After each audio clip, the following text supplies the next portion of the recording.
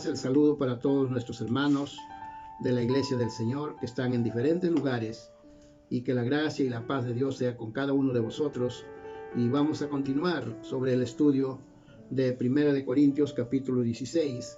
En esta oportunidad nos toca del versículo 10 al 24. Vamos a leer del versículo 5 en adelante. Dice: iré a vosotros cuando haya pasado por Macedonia, pues por Macedonia tengo que pasar, y podrá ser que quede con vosotros aún pase el invierno, para que vosotros me encaminaréis donde vaya de ir, porque no quiero veros ahora de paso, pues espero estar con vosotros algún tiempo, si el Señor lo permite. Pero estaré en Éfeso hasta Pentecostés, porque se me ha abierto puerta grande y eficaz. Para muchos son los adversarios. Y si llega Timoteo, mirad que esté con vosotros con tranquilidad, porque él hace la obra del Señor así como yo. Por tanto, nadie le tenga en poco, sino encaminadle en paz para que venga a mí, porque le espero con los hermanos. Acerca del hermano Apolos, mucho le rogué que fuese con vosotros, con los hermanos, mas ninguna manera tuvo voluntad de ir por ahora, pero irá cuando tenga oportunidad. Muy bien, hermanos, estamos viendo aquí que el apóstol agrega una palabra con relación a Timoteo y dice: si este fiel siervo, joven del Señor, llegase a Corinto, debía recibirlo sin temor. Quizás esto signifique que Timoteo tenía por naturaleza una disposición bastante cuidadosa y que no debían hacer nada de interrumpir esta tendencia. Por otra parte, podría significar que deberían poder ir con ellos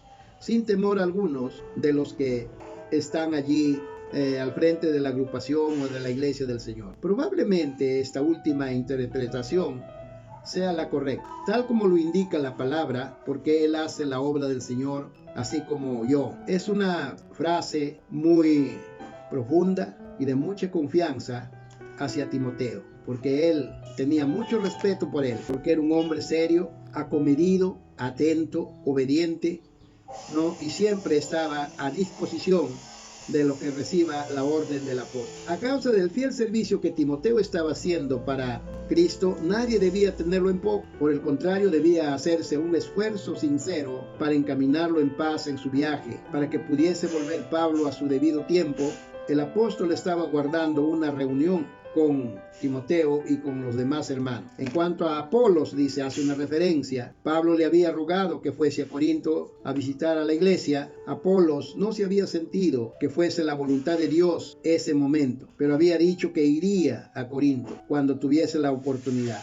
En el versículo 12 vemos allí estas palabras: que nuestra gloria es esta, el testimonio de nuestra conciencia, que con sencillez y sinceridad de Dios, no con sabiduría humana, sino con la gracia de Dios, hemos conducido en el mundo, y mucho más con vosotros. Este versículo tenía un sumo valor para mostrarnos el espíritu de amor que prevalece entre el siervo del Señor afectado. Alguno lo ha denominado un hermoso cuadro de amor desinteresado y de respeto. También ahora muestra la libertad que había para que cada siervo del Señor fuese guiado y sin importarle y sin imposiciones de otras fuentes.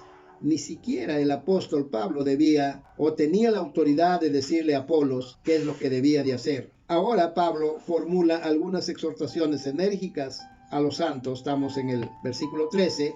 Deben velar y estar firmes en la fe y portarse varonilmente y esforzarse. Quizás Pablo esté pensando nuevamente en el peligro de que los falsos maestros puedan ingresar y hacer cosas extrañas. Los santos deben mantenerse continuamente en guardia, en otras palabras, atentos. No deben ceder un solo centímetro del territorio vital. Finalmente deben, en todo lo que hacen, no fortalecerse en el Señor, y en el poder de la fuerza deben manifestar el amor de Dios en todas las cosas. Esto implica vidas dedicadas a Dios y al prójimo. También significa una entrega total al Señor. Luego sigue la exhortación con autoridad con relación a la familia de Estéfanas. estos queridos cristianos eran las primicias o los primeros frutos de Acaya. Eso lo vemos en Romanos 16:5, ¿no? Se hace referencias a Epafrodito como el primer fruto de Acaya. Pero la traducción correcta de parte de Romanos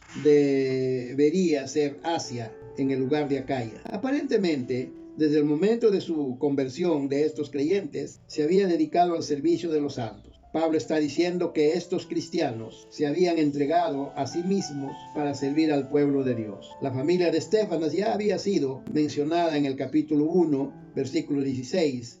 Allí Pablo indica que bautizó a esa familia.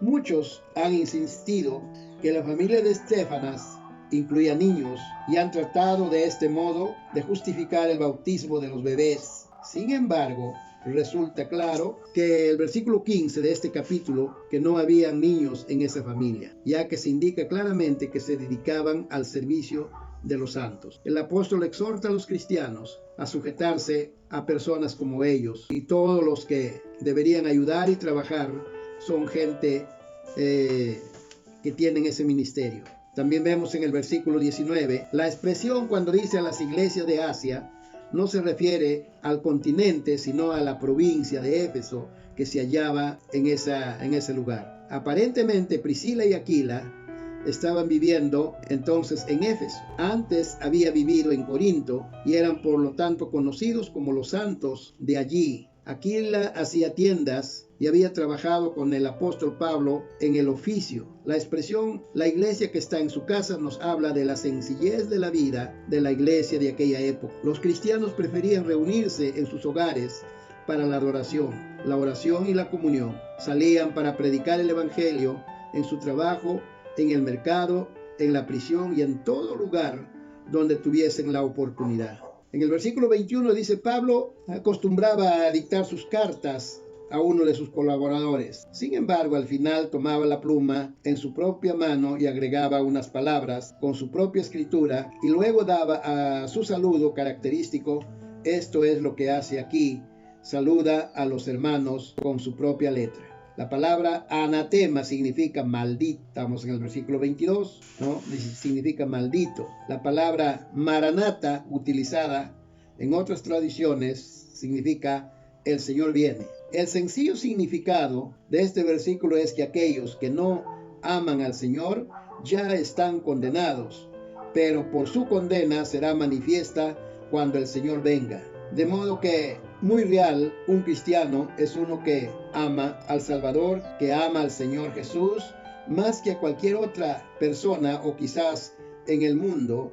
El no amar al Hijo de Dios constituye un crimen contra Dios mismo. San Pablo no brinda ninguna salida al hombre que no ama a Cristo. No le deja ninguna escapatoria ni excusa a un hombre que puede no tener una mente clara y sin embargo ser salvo. Entonces, Iglesia del Señor, de esta manera estamos concluyendo esta primera carta a los Corintios, cuando al final el Señor echa a mano al pronunciar sobre la gracia, ¿no? Era el tema favorito de Pablo. El apóstol amaba al comenzar y al terminar las cartas con esta nota excelsa. Esto constituye una de las marcas de la verdadera paternidad literaria. Entonces, vamos a darle gracias al Señor, porque hasta aquí hemos avanzado esta primera carta, orando siempre al Señor. Pablo, por su palabra que en esta hora tú, Señor, nos has prodigado, Señor de la gloria. Bendice, Señor, a toda tu iglesia, a los que están, Señor, siempre a la expectativa de todas estas cosas, Señor, que están actualmente, Señor Jesús, viéndose en el mundo, Padre amado. Permite, Señor, que tu gracia y tu misericordia nos guarde a todos y a cada uno de los que están siempre en comunión contigo.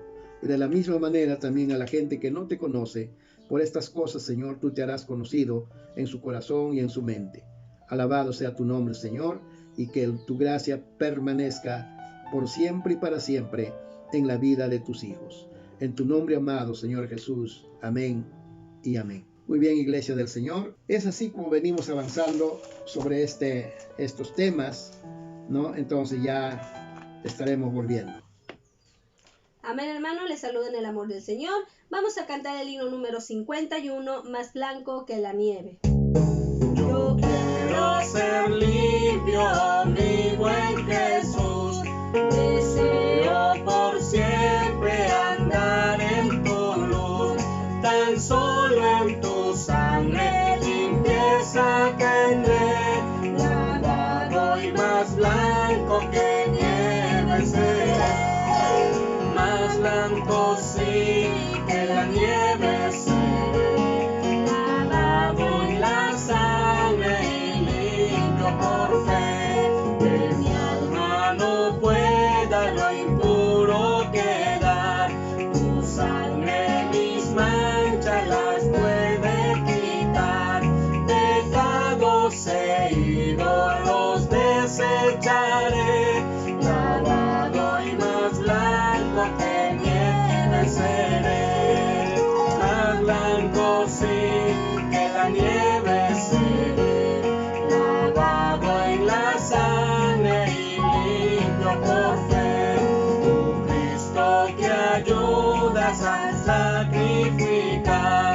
Humilde llevando mi todo a tu altar. Te entrego mi vida y así por la fe.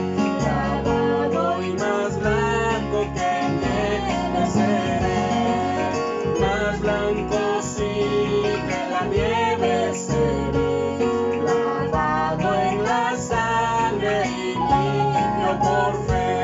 Por esa pureza doy gracias a ti, que santificado por tu gracia fui. Tu sangre limpiándome vi por la fe. Lavado y más blanco que nieve quedé. Más blanco sí